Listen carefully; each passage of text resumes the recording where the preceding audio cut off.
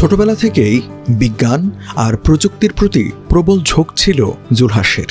2014 সালে এসএসসি পাশের পর থেকেই শুরু হয় উদ্ভাবনের নেশা। তবে 2021 সালে প্রথমবারের মতো রিমোট কন্ট্রোল প্লেন দেখার পরই স্বপ্ন দেখেন নিজের হাতে উড়োজাহাজ বানানোর।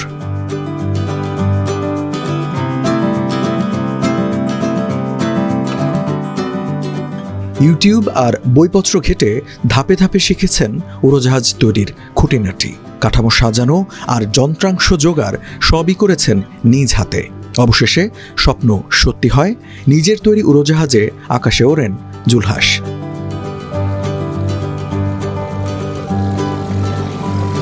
আমার এটা শুরু হয়েছিল আজ থেকে 4 বছর আগে। তো তখন আমি শখের বসে আরসি প্লেন বানানোর কাজ শুরু করেছিলাম।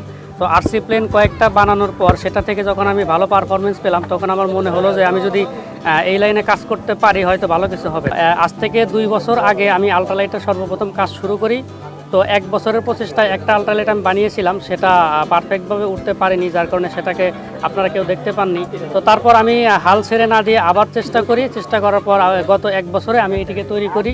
তবে এটিও একেবারে অরিজিনাল বিমানের মতো পারফেক্ট না, তবে একটি পরীক্ষামূলক বিমান যেটি একেবারে সুন্দরভাবে ঝুঁকিহীনভাবে আকাশে উঠতে পারে, যতটুকু সম্ভব আকাশে উঠতে পারে।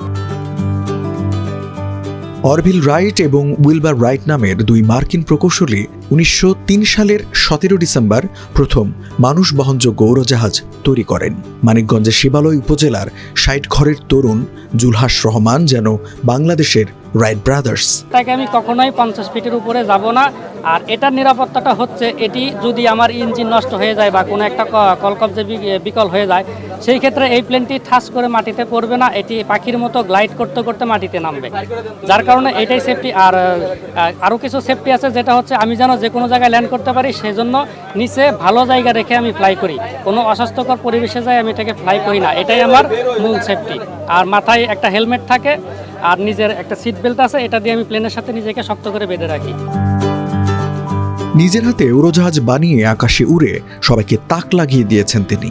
এই সফলতায় বিস্মিত এলাকাবাসী। যখন ও প্রথম বানাইছে, এটা আমাদের কাছে মানে একটা পাগলামি মনে হচ্ছে আর কি। কিন্তু এখন যে ওর প্লেন যে আকাশে উঠতেছে, আমাদের কাছে খুবই গর্বিত অনুযায়ী মনে হচ্ছে। 3-4 বার উড়াইছে আর কি, তো আমরা দেখছি, তো আমাদের কাছে অনেক ভালো লাগে আর কি, আমরা গর্ববোধ করি। গত সপ্তাহে হচ্ছে যেটা নামিয়েছে এটা উড়ানোর জন্য, তো গত সপ্তাহে মঙ্গলবারে এটার প্রথম উড়াল দিয়েছে, সফল উড়াল হয়েছে। জুলহাসের এই অসাধারণ কীর্তি শুধু স্থানীয়দেরই নয়, প্রশাসনের দৃষ্টিও আকর্ষণ করেছে। এমন প্রতিভাকে এগিয়ে নিতে সহযোগিতার আশ্বাস দিলেন জেলা প্রশাসক। ওনার উদ্যোগটা এগিয়ে নিয়ে যাওয়ার জন্য যদি সরকারিভাবে আমাদের করণীয় থাকে, সেগুলো আমরা অবশ্যই করব। আমাদের বিভিন্ন প্রকৌশল বিশ্ববিদ্যালয়গুলো বা সরকারের যে এভিয়েশন বিশ্ববিদ্যালয় আছে, ওনাদের সাথে আমরা যোগাযোগ করে দিতে চেষ্টা করব।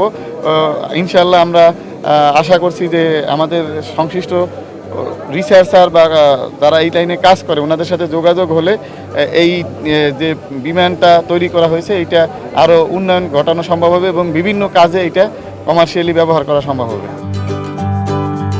স্বপ্ন দেখার সাহস আর কঠোর পরিশ্রম থাকলে কিছুই অসম্ভব নয়, তা প্রমাণ করলেন মানিকগঞ্জের জুলহাস। সরকারি পৃষ্ঠপোষকতা পেলে দেশের উন্নয়ন ও অগ্রগতিতে গুরুত্বপূর্ণ ভূমিকা রাখতে পারে এই উদ্ভাবন।